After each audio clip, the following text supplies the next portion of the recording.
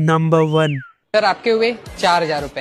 And हमारे shop में एक ऑफर चल रहा है, अगर आप ये बॉटल को फ्लिप करते हो तो आपको 50% ऑफ मिलेगा। सर आपके हुए 4,000 रुपए।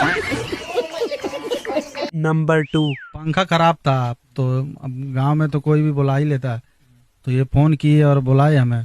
हम पंखा एक बार बनाए तो बोले कि ऐसा है कि आप नंबर दे दीजिए, जब भी खराब होगा आपको फोन करके बुलाया जाएगा। तो ये फोन करते थे, हम जाते थे। इनके बिना हम मन नहीं लगता था, सोच लीजिए। इनके बिना मेरा मन नहीं लगता था थोड़ा भी, क्योंकि इससे हमें प्यार हो गया था बहुत ज्यादा। पंखा स्पेशलिस्ट, पंखा वाला एक पुराना पंखा। नंबर 3। आजी सुनते हो कैसे बनना है पराठे? बिल्कुल भी मजा नहीं आ रहा पराठे में। ये पराठे हैं, ये पराठे हैं। अब सही बनना है पराठे।